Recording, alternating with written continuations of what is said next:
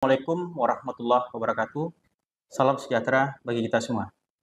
Yang saya hormati dan yang saya muliakan, Bapak Ibu tim penilai sertifikasi tahun 2025 gelombang pertama. Mudah-mudahan kita semua dalam keadaan sehat walafiat, hendaknya amin ya rabbal alamin. Perkenalkan, nama saya Abdul Zami Eskom Mkom.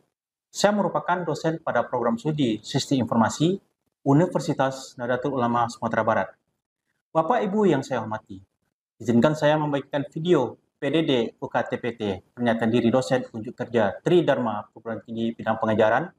Bidang ilmu saya adalah sistem informasi.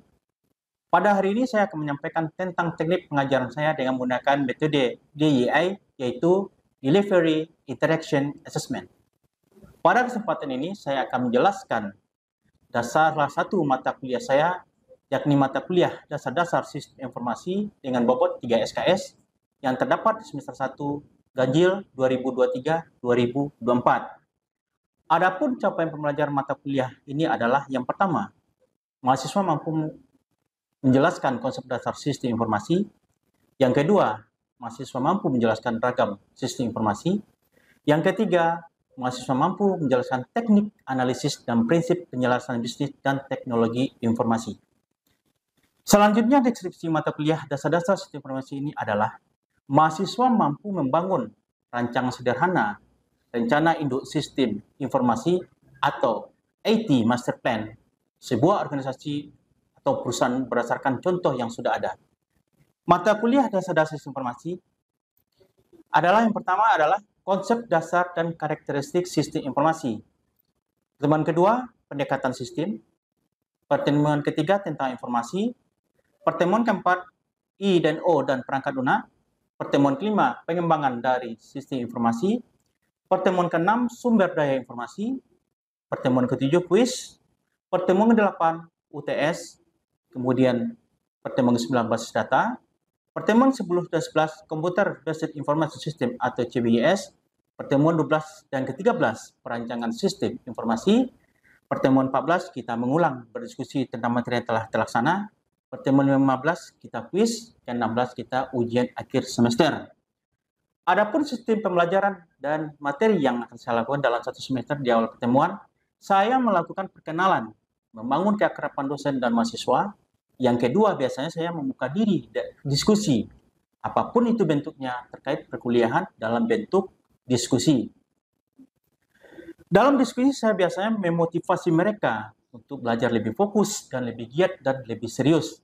Selanjutnya saya membahas kontrak perkuliahan yang mana ini adalah membuat kesepakatan bersama terkait proses perkuliahan berjalan termasuk modul perkuliahan agar mendapat gambaran pelaksana perkuliahan selama satu semester ke depan. Selanjutnya saya akan mencoba mengetahui pemahaman masing-masing mahasiswa terkait konsep teori kepribadian melalui ASEN dengan aplikasi Mentimeter. Itulah gambaran pembelajaran perkuliahan, teori-teori kepribadian yang saya ampu selama satu semester berjalan. Adapun rujukan pelajaran sebagai bentuk strategi delivery proses penyampaian materi ke mahasiswa dengan menggunakan beberapa strategi yaitu textbook diantaranya modul-modul dari materi. Adapun rujukan pembelajaran sebagai bentuk strategi delivery proses penyampaian materi ke mahasiswa dengan menggunakan beberapa strategi yaitu textbook diantaranya modul-modul dasar sistem informasi. Kemudian media online digunakan untuk mencari topik yang menarik untuk dijadikan bahan diskusi terkait materi perkuliahan. Biasanya di awal pertemuan dilakukan review pembelajaran yang mana fungsinya untuk mengingatkan kembali materi-materi pembelajaran sebelumnya dan akan disambungkan materi-materi yang akan datang. Selanjutnya dalam perkuliahan, saya juga menjalankan beberapa saluran komunikasi dengan menggunakan Zoom Meeting dan Google Meet. Ini dilakukan untuk berintegrasi langsung dengan mahasiswa dalam menjelaskan materi-materi pembelajaran. Selain ini, media Zoom Meeting juga bisa digunakan untuk berdiskusi, menyikapi topik-topik perkuliahan di akhir perkuliahan. Kemudian menggunakan Learning Management System atau LMS Yakat, Sistem Informasi Akademik UNU Sumatera Barat, yang bisa diakses secara langsung oleh mahasiswa sebagai wujud tindak lanjut setiap pertemuan, membuat bahan pembelajaran, video pembelajaran, forum diskusi, absensi, dan tugas mandiri atau kuis di setiap pertemuan. Strategi kedua adalah dengan case method dan collaborative learning, dengan memberikan contoh kasus secara berkolaborasi terkait dengan keberadaan individu serta pemberian kuis yang dapat didiskusikan agar mahasiswa lebih semangat dan semakin termotivasi dalam mempelajari materi pembelajaran. Di awal pertemuan saya menjelaskan bobot-bobot penilaian dari mata kuliah ini didasarkan dari peraturan kampus Universitas Nahdlatul Ulama Sumatera Barat. Untuk keterampilan umum, bobot nilai 10%, keterampilan khusus 15%, UTS 25%, ujian akhir semester 25%, kehadiran 10%, sikap 10%, keaktifan dan kuis adalah 5%. Sedangkan rank nilai diantaranya antara nilai A, ranknya antara 85 sampai 100, A minus 80-84, B plus 75 sampai 79, B 70-74, B minus 65-69, C plus 60 sampai 64. Untuk rank penilaian, nilai A antara nilai 85 sampai 100, nilai A minus 80 sampai 84, nilai B plus 75 sampai 79, nilai B 70 sampai 74, nilai C plus 60 sampai 64, nilai C 55 sampai 59, nilai C plus 50 sampai 54, nilai D 40 sampai 49, dan di bawah 40 adalah nilai E. Selanjutnya saya akan menampilkan video proses pengajaran yang saya lakukan pada mata kuliah Dasar-Dasar Sistem Informasi. Selamat menyaksikan dan terima kasih. Assalamualaikum warahmatullahi wabarakatuh.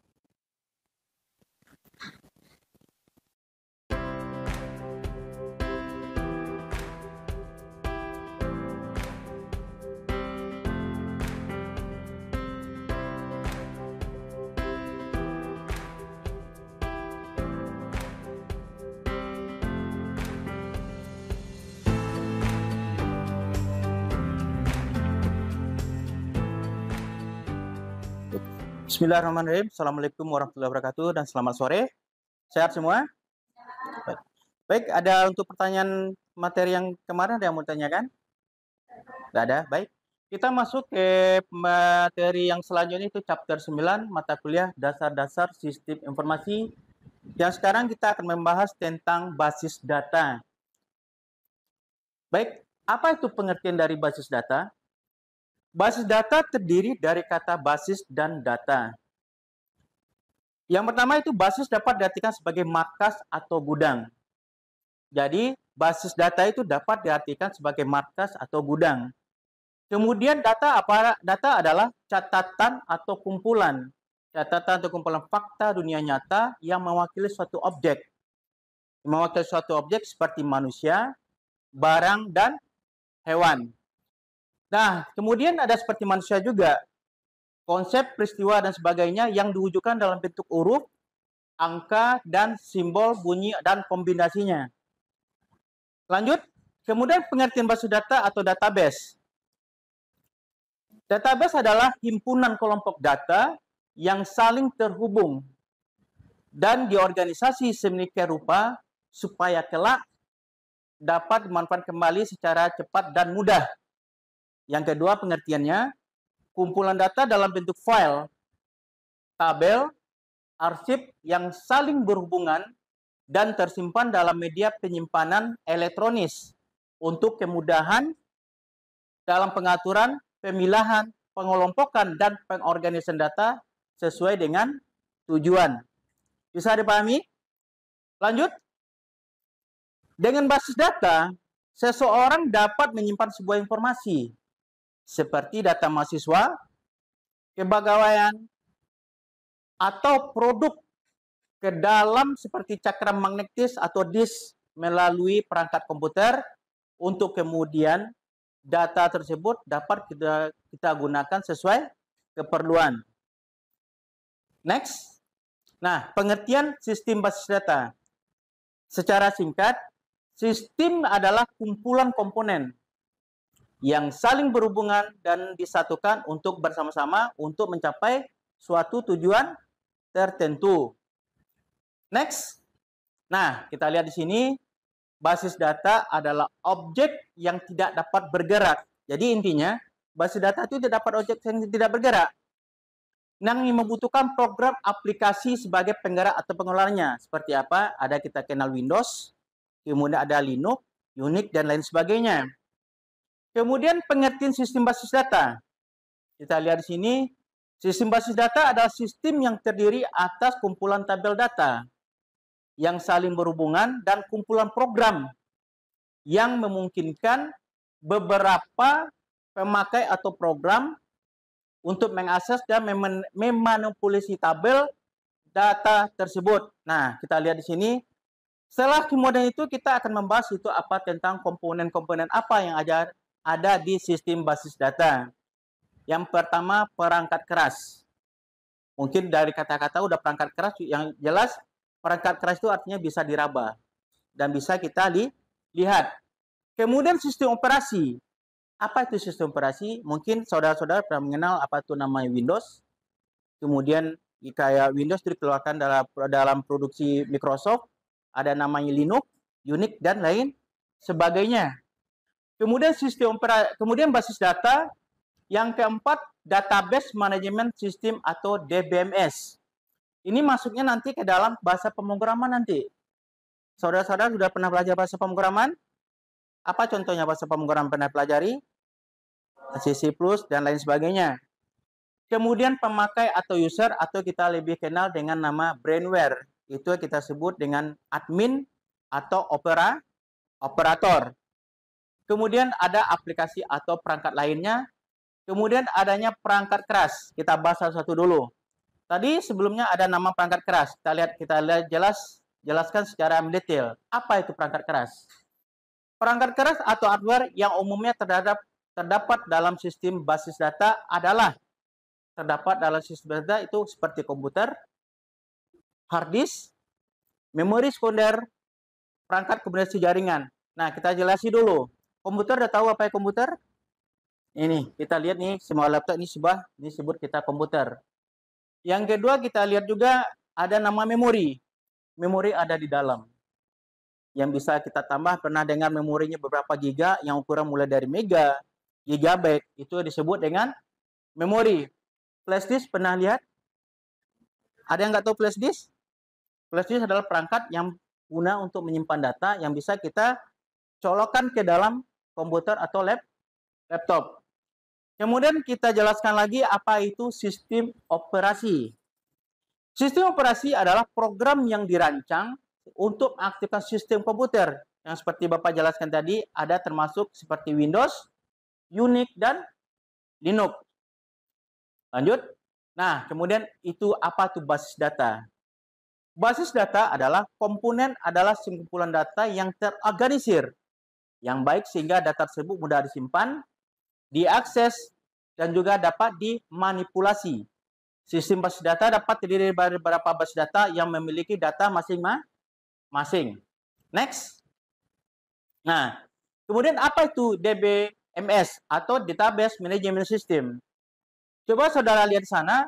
DBMS itu Database Management System adalah program aplikasi. Jadi berupa program aplikasi ya, khusus yang dirancang untuk membuat dan juga mengelola database yang tersedia. DBMS adalah software ya, berupa software yang berperan dalam mengelola, menyimpan serta memanipulasi. Nah, kita contohnya pernah belajar MySQL? Pernah? Microsoft Access, Oracle, dan lain sebagainya. Sampai di sini ada mau ditanyakan? Paham semua? Paham? Next, kita lanjutkan. Nah, yang kemudian apa itu pemakai atau user? Nah, sebelumnya Bapak sudah jelaskan pemakai user itu ada beberapa, ada namanya di situ namanya admin, operator, programmer, dan lain sebagainya. Next, kita lihat aplikasi atau perangkat lainnya. Aplikasi ini tergantung kebutuhan kita. Misalnya, apa butuh aplikasi? Misalnya kita membuat gambar. Kita butuh aplikasi yang namanya AutoCAD. Kemudian ada nama CorelDRAW, PageMaker, dan lain sebagainya. Next. Nah, kita masuk sekarang masalah basis data, bahasa basis data atau database language. Apa itu database language? Bahasa database merupakan bahasa data yang terdapat ditempelkan dalam bahasa pemrograman lain, seperti Java, Pascal, Fortran, dan lain sebagainya. Kita lihat selanjutnya, next. Nah, kita lihat komponen-komponen apa yang ada pada database. Menurut fungsi dibagi 3. Yang pertama, kita sebut dengan DDL atau Data Definition Language. Apa itu DDL? Data Definition Language adalah sekumpulan definisi yang disimpan di dalam data directory. Kemudian yang kedua yang disebut DML, Data Manipulation Language. Apa itu DML? Data Manipulation Language berisi akumulasi dari operasi manipulasi data yang dilakukan. Ini biasa disebut dengan bahasa query. Biasanya bahasa ini digunakan dalam membuat program nantinya. Yang ketiga, oke, lanjut.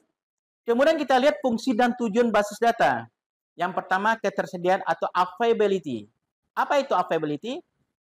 Fungsi basis data yang pertama adalah untuk menyediakan data-data yang penting saat diperlukan. Contohnya, kita simpan data dalam berbentuk disk, akan tetapi cara penyimpanannya sistematik. Informasi tersebut mudah didapatkan. Kemudian mudah dan cepat atau speed-nya. Apa itu maksudnya? Maksudnya adalah basis data ini agar mudah digunakan dan mudah diakses dan cepat membutuhkan waktu. Dan tidak perlu waktu kita makan waktu yang lama dan tunggu waktu yang beberapa lama. Next. Yang ketiga ada kelengkapan atau completeness. Basis data dalam menyimpan data lengkap perlu menggunakan cara keseluruhan. Meski kata lengkap dipakai di sini, sistemnya relatif. Apa maksud relatif? Data tersebut mudah untuk menambah koleksi data dan kita jamin memudahkannya dalam penggunaannya dalam file-file yang tersedia. Next. Accuracy dan security. Apa itu accuracy dan security?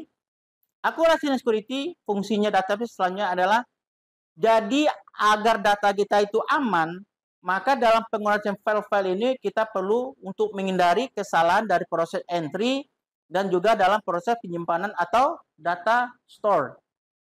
Kemudian fungsi yang lain kita lihat di sini security. Itu data itu supaya itu tidak bisa dihapus.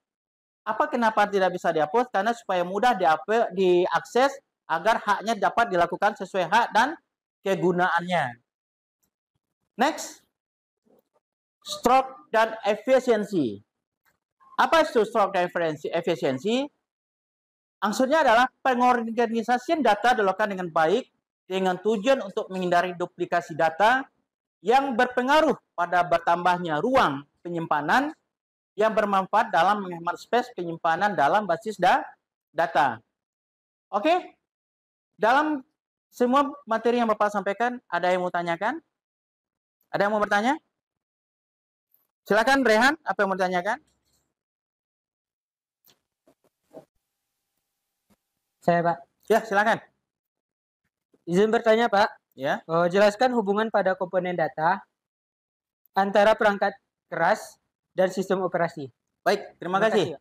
Suatu pertanyaan yang bagus ya. Baik, suatu pertanyaan yang bagus sekali. Tadi pertanyaannya apa dimaksud dengan komponen data dengan perangkat keras dan sistem operasi? Gitu Rehan. Perlu Bapak jelaskan perangkat keras hubungan dengan sistem operasi.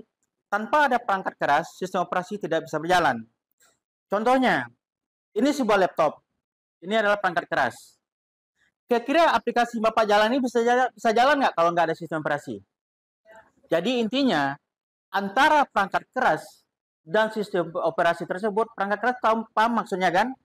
Perangkat keras adalah perangkat yang bisa kita gunakan secara kasar, bisa kita lihat di sini seperti layar monitor, keyboard, yang bisa mengoperasikan sistem yang ada di laptop tersebut.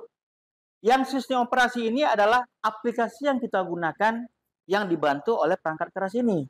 Seperti namanya Windows, Unix, dan lain sebagainya. Nah, aplikasi yang Bapak pakai ini adalah namanya PowerPoint.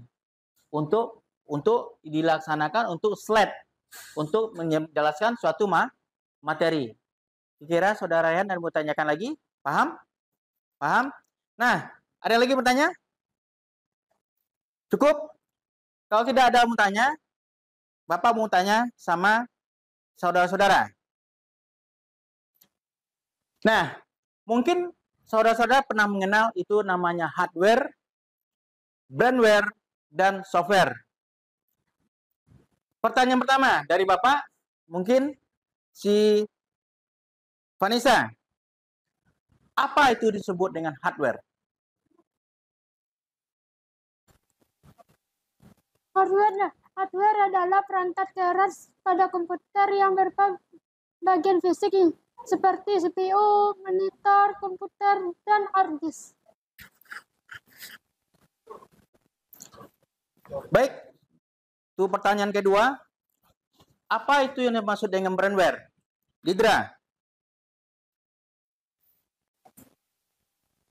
Baiklah, brandware adalah operator atau admin pengoperasian alat tersebut. Baik, untuk pertanyaan ketiga, apa itu yang dimaksud dengan software? Tasya. Pak, software adalah perangkat lunak, Pak. Perangkat lunak. Baik, Bapak akan menjawab dari pertanyaan dari Vanessa, Tasya, dan Lidra. Itu hardware, brandware, dan software. Hardware adalah perangkat keras, itu alat-alat yang kita gunakan dan membantu suatu sistem operasi. Sedangkan pertanyaan dari jawabannya benar juga, itu brandware, itulah yang kita sebut dengan admin atau operator yang menjalankan perangkat keras dan sistem. Yang pertanyaan ketiga, betul juga, itu software adalah aplikasi yang kita gunakan. Semua pertanyaan semuanya betul. Dan terima kasih. Mungkin untuk materi hari ini kita cukupkan sampai di sini. Kemudian untuk tugas-tugas, ada tugas kelompok, ada tugas perorangan, bisa kita lihat di Siakat ya. Itu ada di sana, Bapak buatkan tugas di sana. Kalau nggak ada lagi pertanyaan, mungkin kita cukupkan sampai di sini. Mohon maaf bila ada kesalahan. Wabillahi wa taufiq hidayah. Assalamualaikum warahmatullahi wabarakatuh.